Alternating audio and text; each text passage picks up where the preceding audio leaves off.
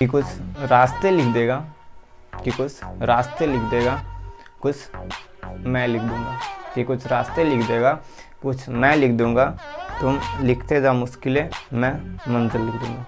So hello everyone, this is Rohit and you watching the brilliant mind classes. तो आज के इस लेक्चर में हम बात करने वाले हैं क्लास 10th मैथमेटिक्स के एक बेहद इंपॉर्टेंट चैप्टर जिसका नाम दो चर वाले रैखिक समीकरण है। उससे रिलेटेड तो हम ऑब्जेक्टिव और सब्जेक्टिव क्वेश्चंस के प्रैक्टिस कर रहे होंगे। ठीक है,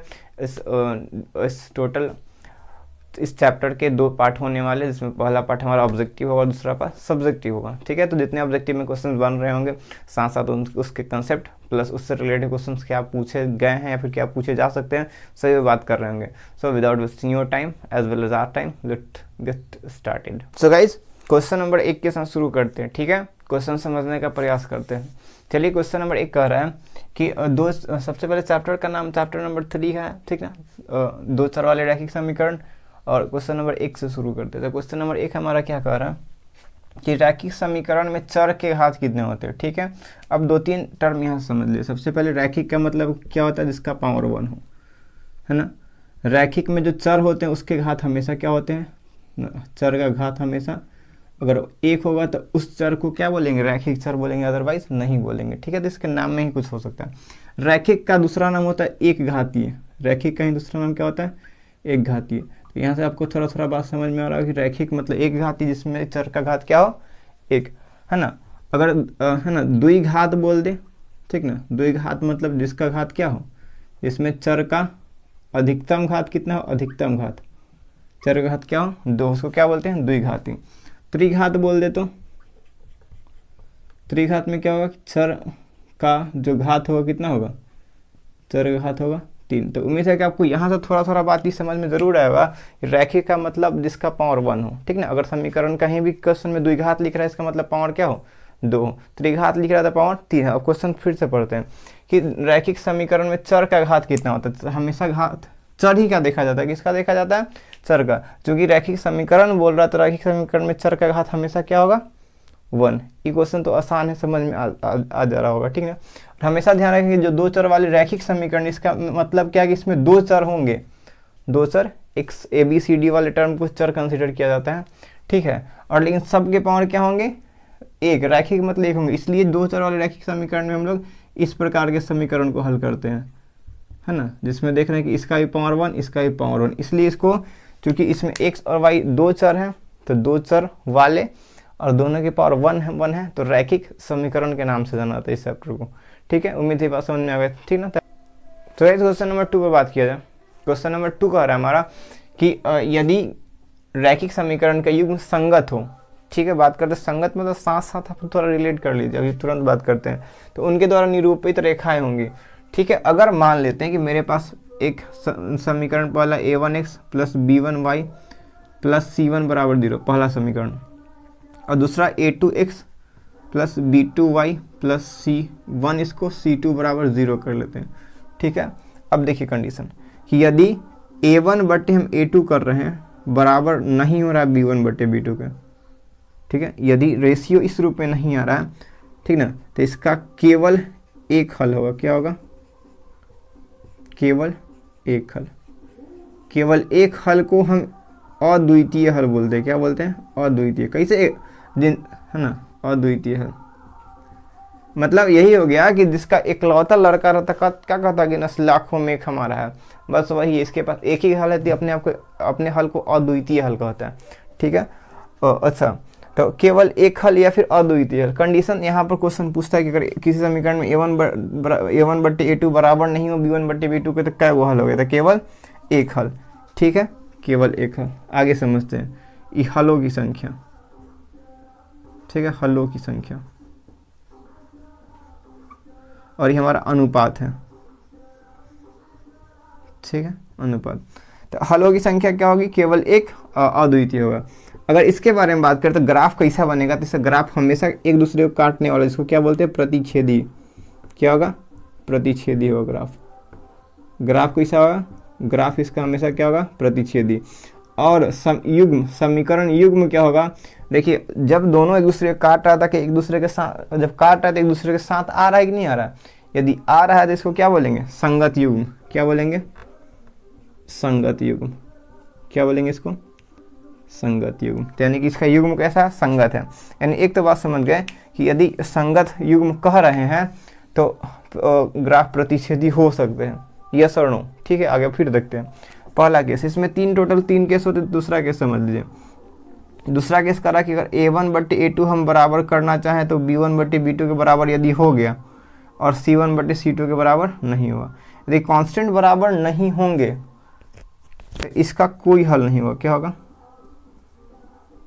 कोई हल नहीं। कोई हल नहीं होगा तो ग्राफ इसका समानांतर हो जाएगा। क्या हो जाएगा, समानांतर। ग्राफ कैसा हो जाएगा, एक दूसरे के एकदम समानांतर। यानी कि ऑब्जेक्टिव क्वेश्चन ये भी पूछा जा सकता है कि यदि दो चर वाले रैखिक समीकरण युग्म का ग्राफ या फिर ग्राफीय निरूपण समानांतर है तो उसमें कितने हल होंगे। तो भाई साहब कोई हल नहीं हो रहे होंगे। ठीक है, अब देखो क्या ये दोनों एक दूसरे के साथ है, संगत यानी साथ नजर आ रहे हैं, नहीं नजर आ रहे, एक दूसरे से दूर दूर है। कभी भी दुनिया में दो समानांतर रेखाएं कभी भी नहीं मिल सकती। इसका मतलब इस संगत तो नहीं होगा। जब संगत नहीं होगा तो क्या होगा, असंगत युग्म होगा। कैसा होगा, असंगत युग्म। ठीक ना, समझ में आ रहा होगा। संगत मतलब साथ जोड़ने के, कभी भी एक बिंदु पर भी अगर मिल गया तो संगत होगा, नहीं मिला तो असंगत होगा। ठीक है, तीसरा केस इसका देख लीजिए कि अगर a1/a2 हम किए बराबर हो गया b1/b2 के, लेकिन वो बराबर नहीं बराबर नहीं हुआ c1/c2 के तो कोई हल नहीं। लेकिन अगर c1/c2 के बराबर हो गया तो इसका अनंत हल होंगे। क्या होंगे, इसका सभी गुण मिल गए ना, 36 के 36 गुण मिल जाता तक ना, जोड़ी सातों जन्म तक चलता है। वैसे इसके सारे गुण का अनुपात सेम हो गया तो इसका अनंत हल होंगे। क्या होंगे, अनंत हल। जब अनंत हल होंगे तो उसके दोनों ग्राफ एक ही लाइन पर होगा। क्या होगा, एक ही लाइन पर। जब ऐसा होता है तो इसको बोलते हैं समपाती। क्या बोलते हैं, समपाती। अब फिर चेक करेंगे क्या दोनों समीकरण एक साथ आ रहे हैं, तो हाँ एकदम जन्म से लेकर मृत्यु तक एक साथ है ना। इसका मतलब ये भी संगत युग्म होंगे। क्या होंगे, संगत युग्म। क्या होंगे, संगत युग्म होंगे। अब क्वेश्चन फिर से क्वेश्चन पर आते हैं। ठीक ना, कि क्वेश्चन कर रहे थे यदि रैखिक समीकरण का युग्म संगत हो तब उसके ग्राफ का निरूपण कैसा होगा। तो भाई साहब संगत दो केस में होगा, जब प्रतिच्छेदी होगा तब भी और संपाती होगा तब भी। यानी इसका मतलब कि इस समीकरण युग्म संगत, इसका मतलब प्रतिच्छेदी और संपाती दोनों होगा तभी इसका निरूपण क्या होगा, संगत होगा, अदरवाइज नहीं होगा। अगर असंगत करता था कब, जब समानांतर होता था, उसका समीकरण युग्म क्या होगा, असंगत होगा। उम्मीद है बातें समझ में आई होंगी। ठीक है, देखिए यहाँ से ऑब्जेक्टिव क्या बनेगा कि यदि किस दो चर वाले रैखिक समीकरण का ग्राफीय निरूपण प्रतिच्छेदी है तो कितने हल होंगे, केवल एक हल। ऑब्जेक्टिव इसी से पूछ जाएगा कि कितने हल होंगे, कि अगर यदि a1/a2 बराबर नहीं होगा b1/b2 के तो कितने हल होंगे। ठीक है, तो क्वेश्चंस यहीं से पूछे जाते हैं। ठीक है, सो without wasting your time note it down. Note किया था, फिर अगले क्वेश्चन में बढ़ते हैं। ठीक है, क्वेश्चन नंबर 3 क्या कर रहा है कि रैखिक समीकरण युग्म 5x + 2y = 16 और 7x - 4y = 2 का हल निकालिए। ठीक है, देखिए अगर ऑब्जेक्टिव क्वेश्चन है तो ना ऐसे बन जाएगा, लेकिन सब्जेक्टिव के लिए क्या करेंगे, फिर लास्ट में लोग ट्रिक जानेंगे ना। ट्रिक आपको पता होगा ना, मतलब बुद्धि तो वही है, सब ट्रिक ऐसा कुछ नहीं होता, बस कॉमन सेंस होता है। ठीक है, तो देखते हैं कि क्या सही में आपको पता था कि नहीं पता था। सबसे पहले अगर दो नंबर में क्वेश्चन पूछे तो क्या करेंगे, सबसे पहले लिखेंगे दिया है कि, है ना। देखिए ऑब्जेक्टिव बताने का प्रोस्पेक्टिव सिर्फ मेरा ऑब्जेक्टिव बताना नहीं है, आपको 2 मार्क्स में अगर क्वेश्चन पूछे तो किस प्रकार हल करेंगे ये भी आना ज़रूरी है। ठीक है, अगर क्वेश्चन 2 मार्क्स में पूछे जा सकते हैं तो ऑब्जेक्टिव के लिए हम लोग लास्ट में ना इस सब्जेक्टिव जब टोटली का मतलब सब्जेक्टिव टाइप उसका देख लेंगे तो ऑब्जेक्टिव प्रोस्पेक्टिव भी देख लेंगे अगर हल किस प्रकार से किया जाए। ठीक है, तो देखिए सबसे पहले लिखेंगे दिया है कि 5x + 2y = 16, है ना, समीकरण 1, और 7x - 4y = 2, समीकरण 2। समीकरण हल करने के लिए क्या जानते हैं, बहुत सारे विधि है जिसमें से ना सबसे पहला विधि क्या, लुप्तीकरण, प्रतिस्थापन, वृत्त गुणन, अनुपात निर्णय। ठीक ना, एक कौन बच गया हमारा, प्रतिस्थापन। ठीक ना, लुप्तीकरण, प्रतिस्थापन, अनुपात निर्णय, वृत्त गुणन और विलोपन। ठीक है, तो इसमें बहुत सारे विधि है, लेकिन सबसे जो ना हमको आसान लगते हैं, आपको कोई भी आसान हो सकते हैं।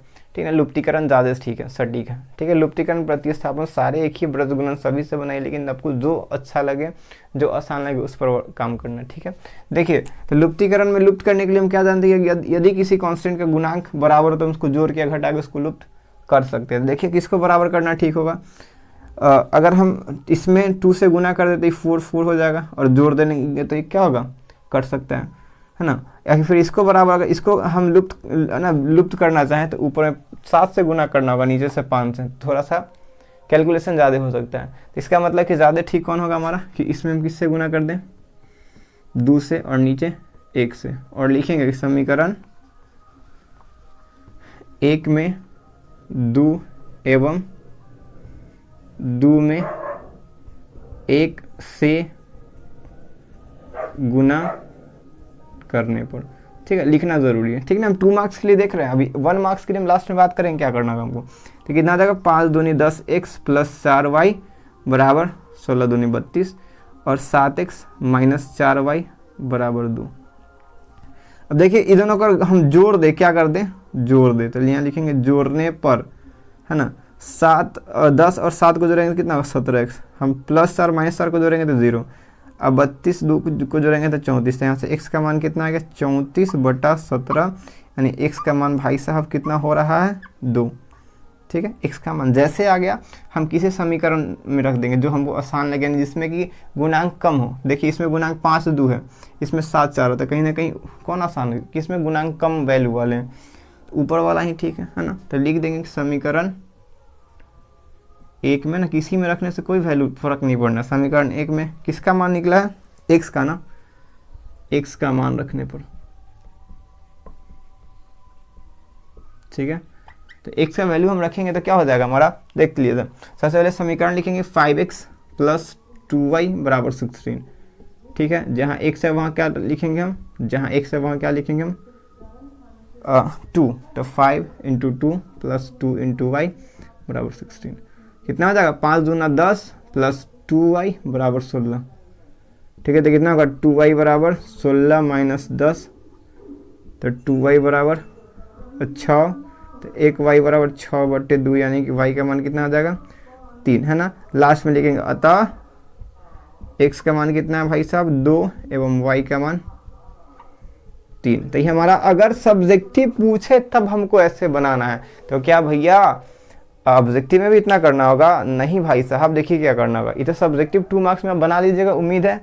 सब्जेक्टिव में देखो क्या करेंगे, सब्जेक्टिव में आपको, है ना, ऑप्शंस को पुट करने हैं कि किसको कौन सेटिस्फाइड कर दे रहा है। अगर यहाँ देख चेक किया जाए कि यदि x का मान 2 और 3 हुए हैं, तो देखिए इस समीकरण में क्या, x का मान यहाँ 2 रखेंगे तो 5 दूनी 10, 3 रखेंगे तो 3 दूनी 6, तो 10 6 कितना हो गया, 16, यानी कि ये जो वैल्यू इसको सेटिस्फाइड कर रहे हैं। इसमें देखो 2 रखेंगे तो 7 दूनी की 14 हो जाएगा, और माइनस 3 दूनी की 6, सॉरी कितना है, 4 तिहाई की 12, तो 14 माइनस 12 करेंगे तो 2 हो रहा है। इसका मतलब क्या कि x किसी 2 चर वाले रैखिक समीकरण का x और y का वैल्यू वही होगा, वही सही होगा, यानी आंसर उसका वही होगा जो दोनों वैल्यू दोनों समीकरणों को संतुष्ट कर रहे हैं, यानी कि दोनों में x और y का वैल्यू रखने पर आ रही थी, यानी बराबर के बाद वाला टर्म आ रहे हैं। तो हम क्या करेंगे कि जब भी ऑब्जेक्टिव क्वेश्चन हो तो हमको आंसर बनाना नहीं, ऑप्शन पुट करना। जैसे इसको चेक करेंगे कि अगर x का मान हम 2 रखे तो 5 दूनी के 10, 3 रखे तो 6 16, यानी कि जो वैल्यू इसको सेटिस्फाइड कर दे रहा है। अगला चेक करेंगे इसी को दूसरा समीकरण में, 7 दूनी की 14 माइनस 4 12, यानी कि भी 14 में से 12 जाएगा तो 2 हो रहा है। इसका मतलब ये तो सेटिस्फाइड कर दिया, ठीक है। क्या इसके अलावा कोई दूसरा भी है, चेक कर लेते हैं इसको। तो मतलब हम समझिए कि हम चेक किए बिना हल किए, ऑप्शन को पुट करके, तो हमको पता चला कि ई हमारा कहीं ना कहीं राइट आंसर है। सेकंड चेक करो, x का वैल्यू 2 रखेंगे तो 5 दूना का 10, और 1 रखेंगे तब 2, 10 2 12 है नहीं, तो इसका मतलब आंसर नहीं होगा। इसको चेक करो, x का मान 1 तो 5 0, तो 5 प्लस 0 कभी 16 के बराबर होगा, इसका मतलब भी आंसर हमारा नहीं होगा। इसमें 0 0 रखें तो कभी 16 के इक्वल होगा। इसका मतलब क्या समझे कि जो x और y का वैल्यू दोनों समीकरण को संतुष्ट कर देंगे, वही हमारा क्या होगा, उस समीकरण का, 2 चर वाले रैखिक समीकरण युग्म का हल होगा। यानी कि जब भी ऐसे क्वेश्चन आते हैं आपको दिमाग बहुत नहीं लगाना, ऑप्शंस को क्वेश्चन में पुट कर देना। अगर बराबर हो रहा है तो क्या होगा, वही हमारा आंसर होगा, अदरवाइज नहीं होगा। इतना करने की कोई ज़रूरी नहीं है। आया समझ में? तो नोट कर लीजिए, ठीक है। 2 मार्क्स में ऐसे ही बनाना है आपको। भाई और बहनों, अब हम बात करेंगे क्वेश्चन नंबर 4 पे। तो आइए देखते हैं क्वेश्चन नंबर 4 क्या कह रहा है। तो देखा जाए, क्वेश्चन नंबर 4 कह रहा है कि के किस मान के लिए समीकरण इतना जो है संपाती रेखा को प्रदर्शित करेगी। फिर से हम तीनों कंडीशन को फिर से चेक कर लेते हैं भाई साहब। अगर a1/a2 बराबर नहीं होता है b1/b2 तो रेखाएं प्रतिच्छेदी होती हैं। कैसी होती हैं? प्रतिच्छेदी। जब प्रतिच्छेदी होती है तो हलों की संख्या एक हल होता है। कैसा होता है? एक हल। ठीक है, चेक करो।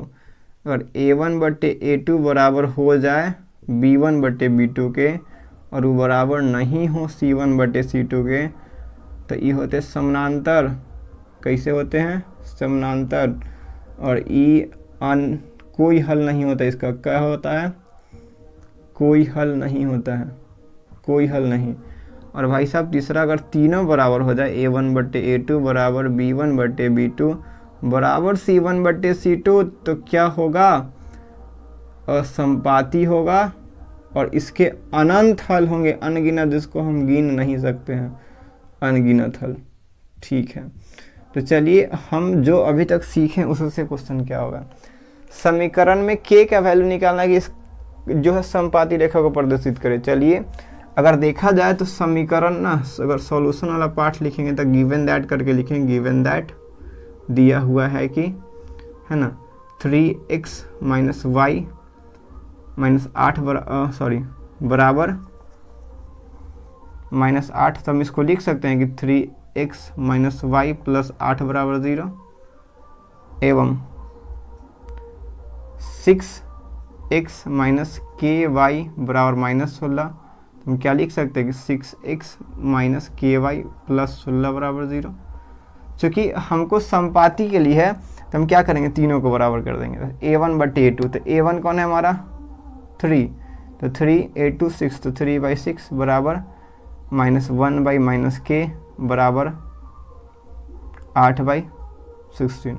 ठीक है, अब क्या करना है कि आपको k का वैल्यू चाहिए तो किसी दो को बराबर कर दीजिए, या तो आप इन दोनों को बराबर कीजिए चाहे इन दोनों को बराबर कर दीजिए, उससे किसी को फर्क नहीं पड़ने वाला। तो चलिए इसी दोनों को बराबर कर देंगे। 3/6 बराबर इससे कट जाएगा तो क्या होगा? 1/k। तो भाई साहब देखो 2 बार में कट जाएगा और क्रॉस गुना करेंगे तो k का मान क्या आ जाएगा? 2, यानी कि k के 2 अगर वैल्यू रहेगा, k का मान प्लस का 2, देखो ध्यान से, तो इस समीकरण युग्म समानांतर रेखा को प्रदर्शित करेगा।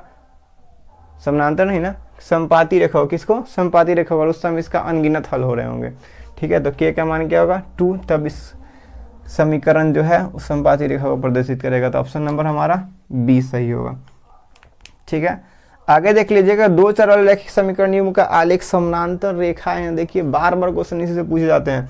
अगर समानांतर रेखा है तो क्या होगा? कोई हल नहीं होगा। कहीं दिख रहा है आपको? कोई हल नहीं है। Option number A.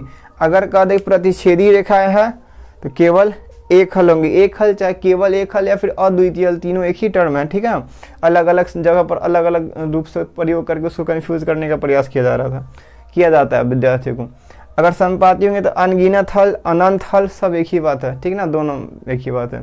तो बात समझ में आया कि 5 नंबर क्वेश्चन हमारा क्या था कि यदि 2 चर वाले रैखिक समीकरण का आलेख कैसा हो? समानांतर हो।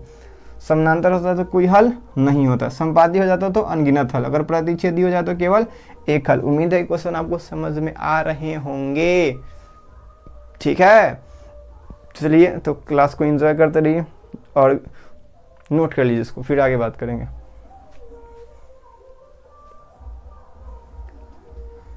इस पॉइंट को नोट करते रहेंगे, ठीक ना, क्योंकि यही सब ऑब्जेक्टिव आगे बना रहे होंगे। ठीक ना, देखिए ऑब्जेक्टिव करने का 2 तरीका है, या तो हम ABCD करते चले कि इसका ऑप्शन बी, इसका ऑप्शन सी, थोड़ा सा समझाया लिखे।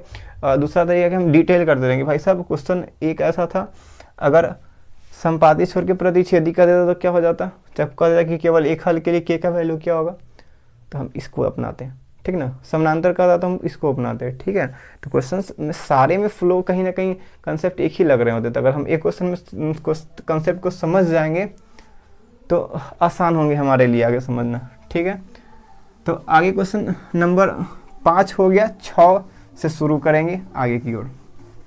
तो क्वेश्चन नंबर 6 कह रहा है कि दो चर x और y में रैखिक समीकरण इतने के कितने हल संभव होंगे। भाई साहब देखो एक बात समझो कि यदि हम एक समीकरण लेते हैं 2x प्लस y बराबर हम 4 ले लेते हैं, ठीक है। अगर देखो ध्यान से कि हम y का मान देखो यहाँ से अगर हम इसको ऐसे लिख दे y बराबर 4 - 2x, ठीक है, लिख सकते हैं ना। अब देखो समीकरण एक ही है जिसमें दो गो चर हैं, एक समीकरण है, ठीक ना, एक मतलब अकेले, दो गो मतलब युग्म।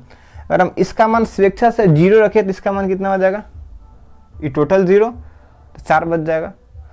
यानी हम इसका मान 0 रखें तो इसका मान 4 हो गया, इसका मान 1 रखेंगे तो 2 रखेंगे तो 0, 3 रखेंगे तो -2, 4 रखेंगे तो 8 में से 4 जाएगा तो -4। ऐसे करते करते करते करते करते करते फिर मेरे पास एक समीकरण दो चर वाले हैं, तो हम अपने दिमाग से अनंत x और y का वैल्यू रख सकते हैं, जिससे हमको अनंत x और y का वैल्यू आ सकता है। इसमें हम अनंत x और x का वैल्यू रखें तो अनंत y का वैल्यू आएगा। अगर हम उल्टा कर देकर y का वैल्यू रखें तो मेरे पास अनंत x का वैल्यू आएगा। तो क्या समझ रहे हैं, यदि मेरे पास दो चर वाले सिर्फ एक समीकरण हो तो उसके अनंत हल होंगे, क्या होंगे, अनंत हल। लेकिन वही जोड़ा आ जाएगा कंडीशन, उसके लिए अभी थोड़ा देर पहले बात की ना कि अगर प्रतिच्छेदी होंगे तो एक हल होंगे, है ना, समानांतर हो गए तो कोई हल नहीं होगा, अगर संपाती हो गए तब अनगिनत हल होगा। तो क्या समझ आएगा, यदि मेरे पास दो चर वाले अगर समीकरण होंगे, रैखिक समीकरण होंगे, एक समीकरण होंगे तो उनके कितने हल, अनंत हल। हमेशा ध्यान रखेंगे ऑब्जेक्टिव सारे PYQ ही है, पीछे उससे पूछा हुआ बिहार बोर्ड में, ठीक है। चलिए इसके अलावा भाई साहब, है ना, क्वेश्चन क्या कहेगा, दो चर वाले रैखिक समीकरण युग्म, देखो ध्यान से, रैखिक समीकरण युग्म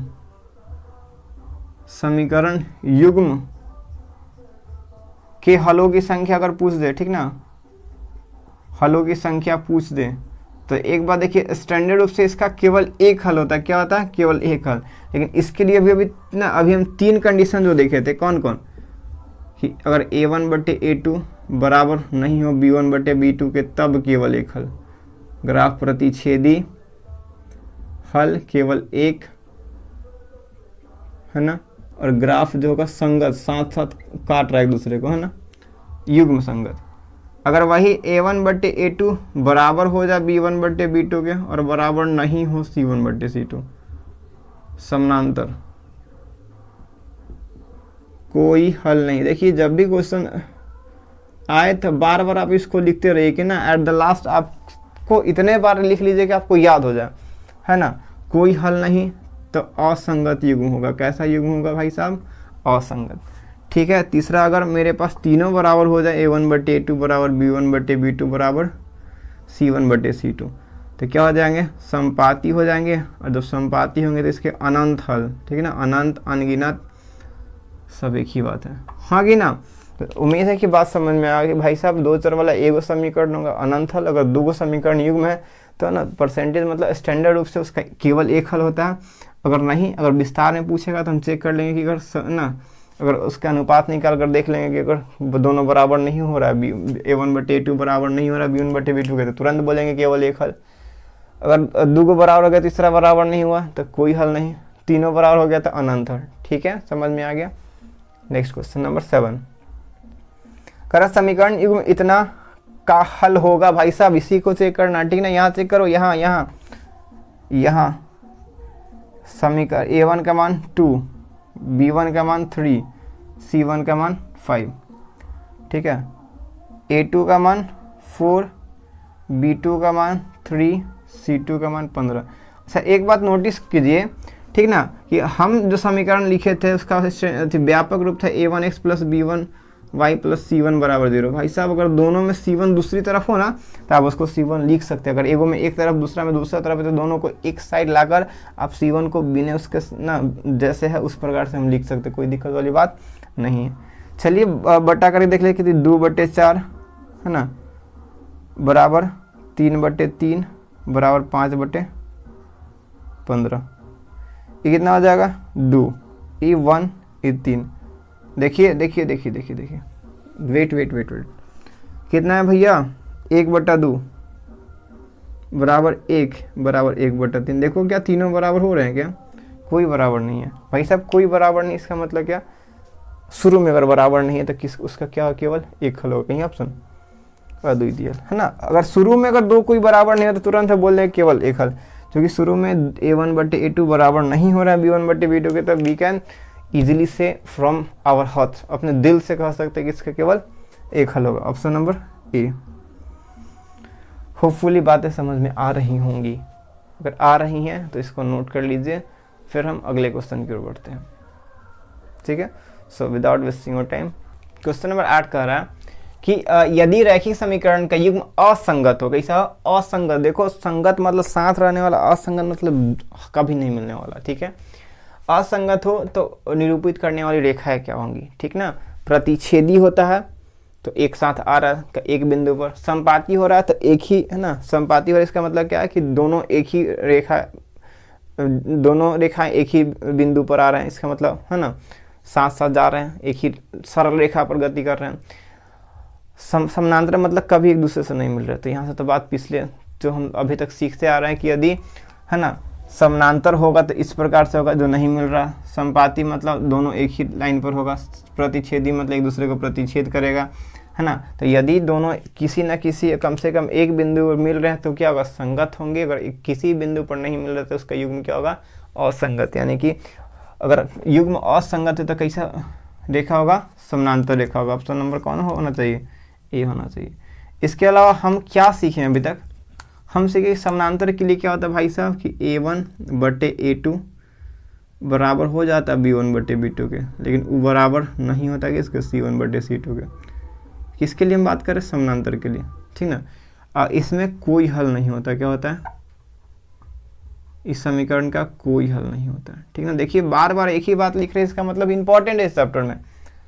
संपाती के लिए क्या होता है भाई साहब, संपाती के लिए तीनों बराबर a1/a2 बराबर b1/b2 बराबर c1/c2, और इसका अनंत हल होगा। अनंत अनगिनत एक ही होता है कि अलग अलग होता है ना। समुंदर समंदर कैसे एक ही है, समुद्र और समंदर, उसी प्रकार अनंत और अनगिनत, है ना। तो अगर तीनों बराबर होगा तो क्या होगा, सदैव समानुपाती होंगे, और उसके कितने हल, अनंत हल। प्रतिच्छेदी में क्या होता है भाई साहब, प्रतिच्छेदी के लिए अगर a1/a2 बराबर हो जाए, बराबर नहीं हो b1/b2 के, तो वी कैन से किसका समीकरण जो होगा, है ना, प्रतिच्छेदी होगा। क्या होगा, प्रतिच्छेदी। अब प्रतिच्छेदी होगा तो सॉरी केवल एक हल होंगे, कितने होंगे, केवल एक हल। क्या होगा, केवल एक हल। ऊपर ग्राफ की निरूपण कर दिए। इसके अलावा देखिए मिल रहे हैं तो संगत होंगे, मिल रहे हैं तो युग्म संगत होंगे, नहीं मिल रहे हैं तो क्या होंगे, असंगत होंगे। तो आपको तो इतने बात समझ में आ गई होंगे, तो अपने हिसाब से इसको सही रो में लिख लेंगे, ठीक है। अगला कह रहा है कि समीकरण निकाय का अद्वितीय हल कब होगा। भाई साहब अद्वितीय मतलब केवल एक हल होता है, ठीक ना, एकलौता वाला बात है।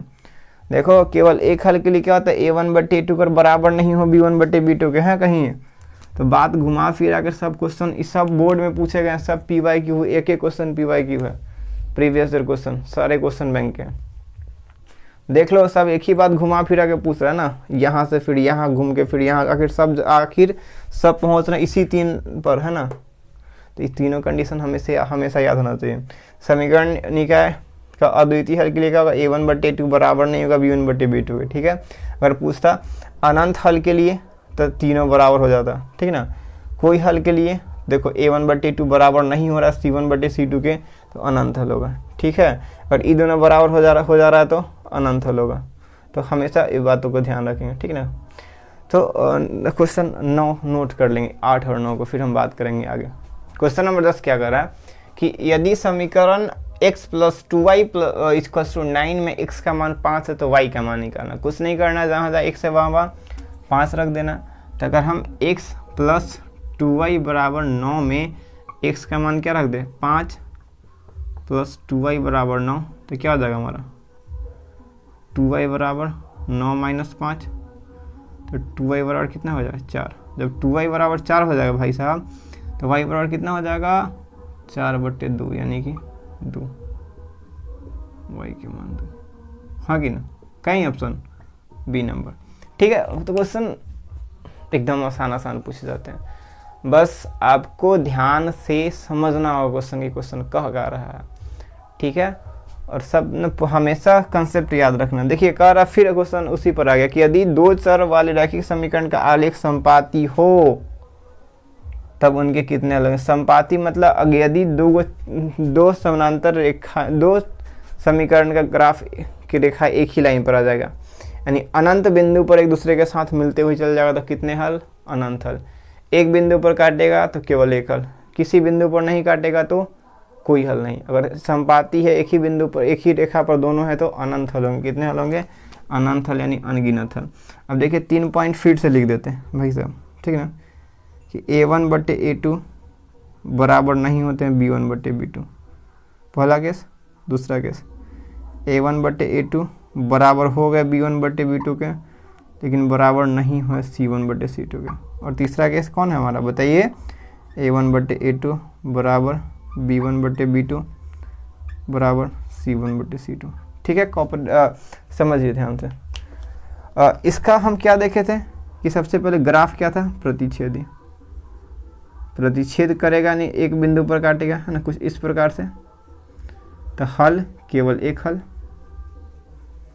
केवल एक हल, केवल एक हल हो रहा था। युग्म कैसा था, साथ आकर संगत, एक बिंदु पर संगत होता है, युग्म कैसा था, संगत। अब देखो एक और बात यहाँ से उत्पन्न होता है, विरोधी और अविरोधी। विरोधी मतलब अगर ना, जैसे कि मान लेते आपका जो दुश्मन होगा हमेशा आपसे मुंह मोड़ के रहेगा, आपके साथ कभी नहीं आना चाहेगा, इसका मतलब आपका साथी है कि विरोधी है। तो विरोधी हमेशा एक दूसरे से दूर रहता है, कभी आ ही नहीं सकता। तो बताइए कि ये दो रेखाएं हैं, क्या एक दूसरे के विरोधी होंगे, है ना, विरोधी होंगे, नहीं होंगे। ये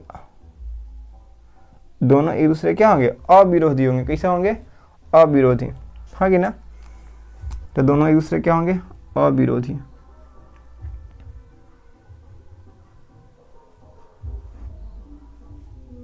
तो क्या बात कर रहे थे कि ना, दोनों एक हमेशा एक साथ है तो कभी विरोध नहीं होगा। इसका मतलब इसका युग्म क्या होगा, अविरोधी युग्म होगा। ठीक है, अगर आगे देखते हैं, अगर ए दोनों ना A1/A2 बराबर हो जाए B1/B2 के, बराबर नहीं हो C1/C2 के, तो युग्म कैसा था, समानांतर था, एक दूसरे से बिछड़ जाता था, है ना, समानांतर। समानांतर क्या था, कोई हल नहीं,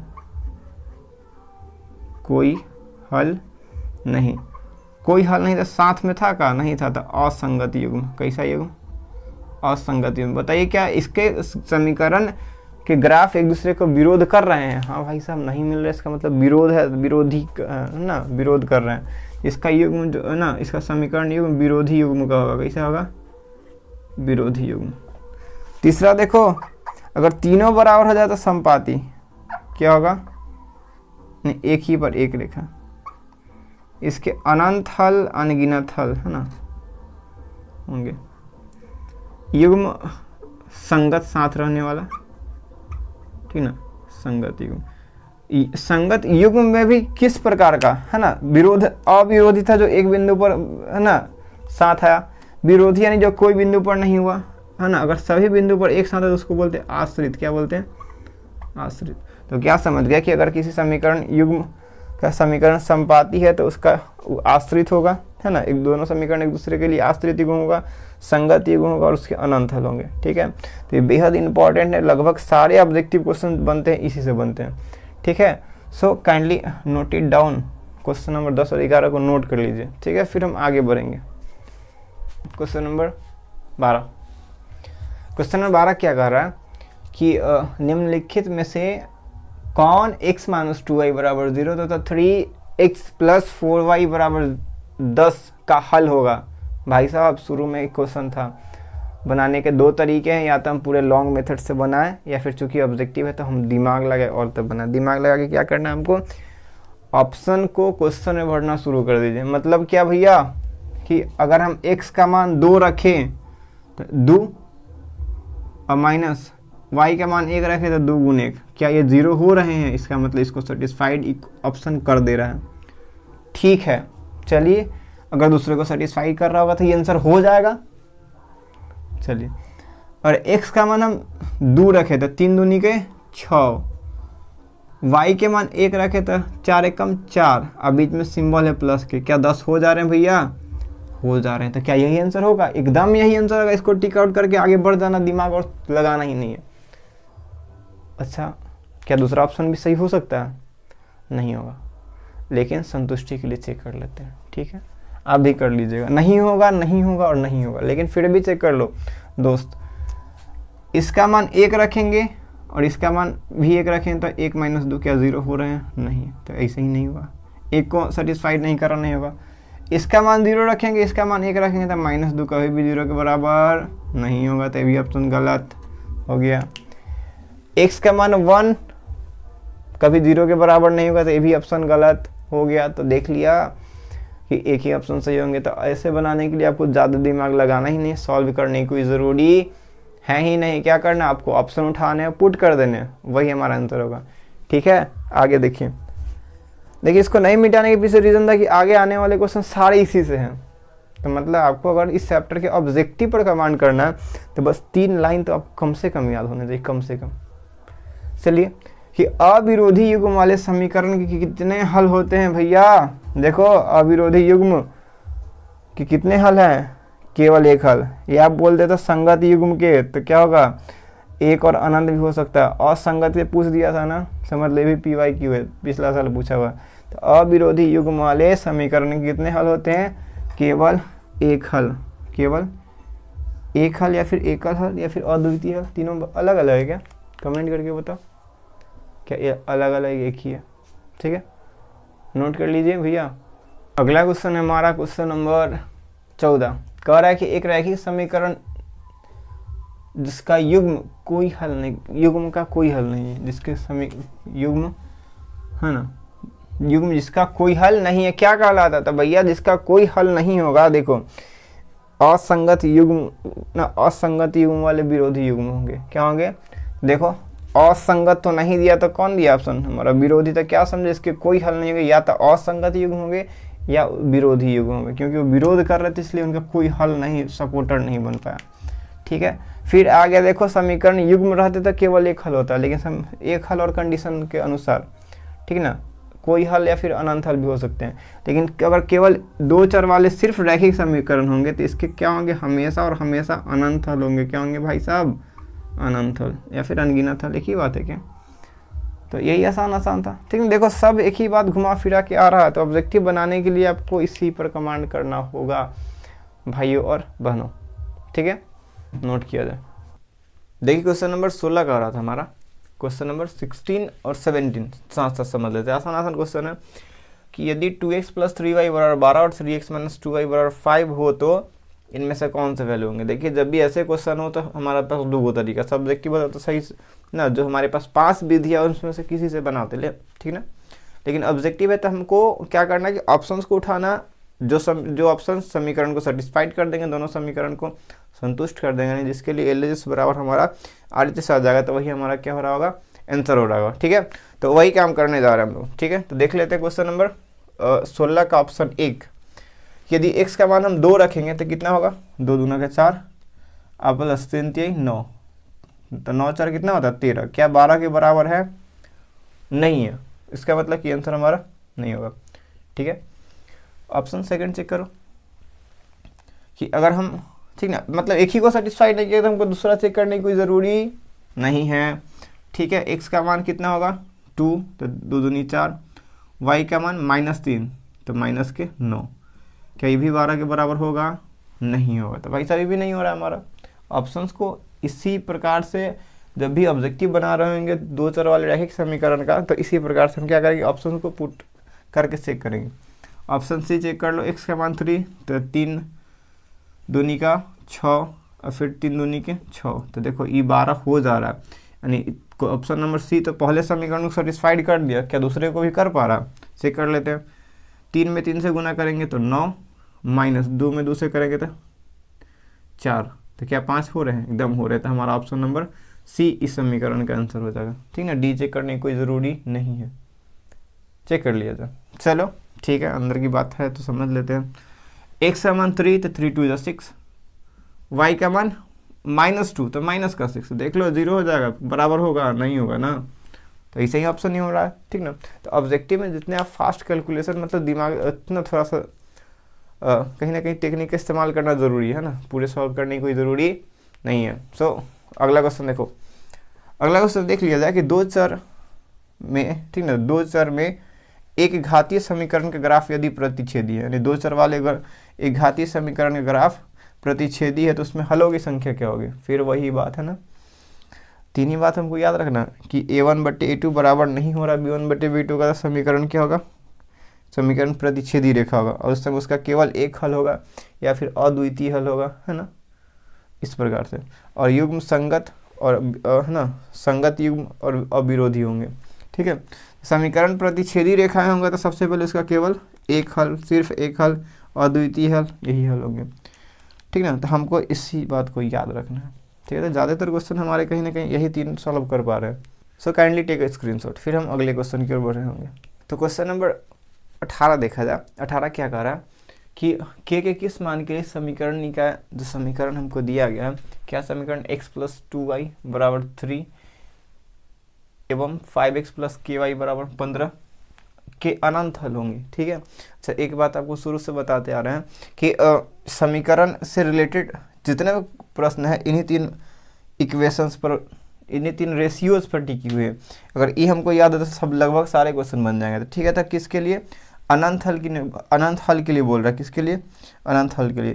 तो अनंत हल के लिए क्या होता है कि a1/a2 बराबर होना चाहिए b1/b2 और बराबर होना चाहिए c1/c2। तो वही काम हम इसमें कर रहे होंगे, ठीक है। तो a1 कौन हो जाएगा, इसका गुणांक हमारा, इसके साथ कोई गुणांक नहीं तो क्या होगा 1। तो यानी कि यहाँ क्या है हमारा, यहाँ a1 बराबर मेरा है 1, b1 बराबर क्या है हमारा 2 और c1 बराबर क्या है हमारा 3, हाँ कि ना, ठीक है। सिमिलरली इक्वेशन 2 में देखेंगे a2 बराबर 5, b2 बराबर k और c2 बराबर 15, ठीक है। अब किस हल के लिए बात किया जा रहा, अनंत हल के लिए। तो वही करना हमको कि a1/a2 बराबर b1/b2 और बराबर कर देना c1/c2, ठीक है। अब देखिए, मतलब अगर सब्जेक्टिव पॉइंट ऑफ व्यू से बनाया जाए तो किस प्रकार से बनाएंगे, है ना। सब्जेक्टिव बनाने के लिए इतने स्टेप को आपको फॉलो करने होंगे, तब 2 मार्क्स मिलने जा रहे हैं, ठीक है। a1 कितना है मेरा 1/5 equals to 2/k equals to 3/15। देखिए, जब तीन टर्म्स आपस में बराबर हो तो किसी दो टर्म को बराबर करके हम उसका वैल्यू निकाल सकते हैं। इधर हम इस दोनों को बराबर करें तो मेरा k का वैल्यू निकल जाएगा, या फिर ये दोनों को बराबर करें, दोनों एक ही टर्म है, ठीक है। तो क्या हो जाएगा, अगर शुरू वाला दो टर्म को हम अगर बराबर कर ले रहे हैं तो क्या होगा, हमारा k का जो वैल्यू होगा मल्टीप्लाई होगा 2 में किससे 5 से, तो 5 दूनी का 10। तो यानी कि k के जो वैल्यू अगर 10 होंगे तब दिए गए जो समीकरण है उसका क्या होगा, अनंत हल हो रहा होगा। कई ऑप्शन चेक कर लेते हैं, ऑप्शन नंबर बी हमारा। तो ऑब्जेक्टिव करने का ना हमारा बस यही स्ट्रेटजी होना चाहिए कि मेरे ना हमको जितने सारे रेशियोज दिए गए हैं कि प्रतिच्छेदी के लिए a1/a2 बराबर नहीं होना चाहिए b1/b2 के, ठीक है। समानांतर के लिए a1/a2 बराबर हो जाए b1/b2 के, लेकिन c1/c2 के बराबर नहीं होना चाहिए। यदि तीनों बराबर हो गए तो समपाती होंगे, उसके लिए क्या होगा, अनंत हल। तो उम्मीद है कि क्वेश्चन समझ में आएगा कि k का अगर वैल्यू 10 होंगे तब इन दोनों समीकरण का जो अनंत हल हो रहे होंगे, ठीक है। साथ साथ क्वेश्चन इसमें अगला भी है। क्वेश्चन नंबर 19 का कह रहा कि y - 4 = 0 का आलेख कैसा होगा, ठीक है। y बराबर x का ग्राफ, सॉरी y - 4 = 0 ग्राफ, ठीक है। तो इसको आप नोट ज़रूर कर लेंगे, ठीक है। हम बात करते हैं कितना नंबर, 19 नंबर के बारे में। देखिए, तो समीकरण मेरा क्या है कि y - 4 = 0, इसका मतलब y का मान कितना हो गया 4, ठीक है। अगर हम किसी अक्ष पर आ जाए तो इसमें y का वैल्यू क्या है 4, y का वैल्यू क्या है 4, यानी x का वैल्यू क्या होगा 0, है ना। अगर इसको रिप्रेजेंट करना तो अगर 1 2 3 4 है, प्लस का ये माइनस का 1 2 3 4 है, -1 -2 -3 -4, ये प्लस का 1 2 x एक्सिस वाला है, और ये माइनस का 1 2 3 4 y एक्सिस वाला है। सो हमको क्या निकालना है, x का वैल्यू कितना है 4, तो x का वैल्यू 4 क्या होगा इस पॉइंट पे, चूँकि यहाँ पर x का वैल्यू क्या है 0 है, तो जिसका वैल्यू होगा वो दूसरे वाले के समानांतर होगा, यानी कि y का वैल्यू 4 है, इसका मतलब कि किसके समानांतर होगा x अक्ष के, यानी y बराबर 4, यानी कि हम यहाँ नोट करके लिख सकते हैं एक दो बात, है ना। यहाँ लिखते हैं नोट कि अगर y बराबर, सबसे पहले x बराबर ये है ना, x बराबर a है, तो समीकरण, जो समीकरण का आलेख है ना, समीकरण का जो आलेख होगा हमारा, है ना, आलेख x बराबर है तो y अक्ष के समानांतर होगा। किसके समानांतर होगा? y अक्ष के समानांतर। ठीक है, अगर y बराबर b दे दिया रहा, b मतलब कोई नंबर्स, तो जो समीकरण का आलेख होगा, समीकरण का आलेख वो किसके समानांतर होगा? हमारा जिसका वैल्यू दिया ना, जिसका अगर y अक्ष का वैल्यू दिया तो x अक्ष के समानांतर होगा, है ना। तो वो x अक्ष के समानांतर हो रहा होगा, ठीक है, समानांतर होगा। ठीक है, तो उम्मीद है कि बात आपको समझ में आ गई होगी। वहीं अगर x का वैल्यू हो रहा होता तो किसके समानांतर होता? y अक्ष के। ठीक है, क्वेश्चन हमारा क्वेश्चन नंबर 20 नंबर क्वेश्चन क्या कह रहा है कि समीकरण एक दिए गए हैं, जो हमारा 2x समीकरण युग्म दिया गया है ना, 2x + 3y = 3 और 12y + 6x = 6, है ना। इसका क्रम इधर उधर है तो इसका कन्फ्यूज होने की जरूरी ना है। ठीक है, कह रहा है कि इसके कितने हल होंगे, मतलब किस प्रकार के हल होंगे, क्या कोई हल नहीं होगा, क्या सिर्फ एक हल होगा, क्या दो हल होंगे, या फिर अनंत हल होंगे, ये हमको बताना है। तो फिर अगर यह बताना तो हमको कहीं ना कहीं इसके जितने गुणांक है a1 a2 b1 b2 c1 c2 निकाल कर हमको चेक करना होगा कि आखिर इस तीनों में से किस पर आ रहे हैं। ठीक है, तो चेक किया जाए, है ना। अगर यहाँ बात करें बुआ तो a1 कौन है हमारा? a1 का वैल्यू 2, b1 का वैल्यू 3 और c1 का वैल्यू 3। ठीक है, a2 चेक कर लो, a2 x का गुणांक होता है तो इसमें क्या है? 6, b2 y का गुणांक 12, c2 और c2 कॉन्स्टेंट। ठीक है, रेशियो निकालते a1/a2 b1/b2 और c1/c2, रेशियो निकाल के चेक कर लिया जाए। a1 कितना है? 2/6 बराबर 3/12 बराबर 3/6। चेक करो, 3 बार में कटेगा, ये 4 बार में कटेगा, ये 2 बार में कटेगा। क्या यहाँ लिखे लास्ट तक कि 1/3 बराबर 1/4 बराबर 1/2। चेक करके बताओ क्या पहला दोनों बराबर है, तो बाद में हो रहा है कि नहीं हो रहा है, ये भी बराबर है, वैसे नहीं है तो हमसे उससे मतलब नहीं होना चाहिए। यदि a1/a2 बराबर नहीं हो b1/b2 के, यदि a1/a2 बराबर नहीं है b1/b2 के, तो हम क्या जान रहे हैं कि अगर बराबर नहीं होता सबसे पहले उसका ग्राफ अगर पूछता तो प्रतिच्छेदी होता, लेकिन पूछ रहा है हल कितने होंगे, तो इसके क्या होंगे? केवल एक हल होंगे, केवल एक हल होंगे। या फिर इसी को क्या लिखता है? अद्वितीय हल, अद्वितीय हल। ठीक है, तो कहाँ है? केवल एक हल या फिर एक हल होंगे हमारा। तो उम्मीद है कि आपको अभी तक के इस 20 क्वेश्चन में से सारे क्वेश्चन समझ में आएंगे। ठीक है, तो मेहनत करते रहिए, फिर मिलेंगे हम लोग सब्जेक्टिव, इस चैप्टर के सब्जेक्टिव क्वेश्चन के साथ। ठीक है, तब तक के लिए ना एक हंसी भरी मुस्कान के साथ हम आपको विदा करते हैं। तो ठीक है, तो फिर मिलते हैं हम अगली क्लास में, तब तक के लिए गुड बाय।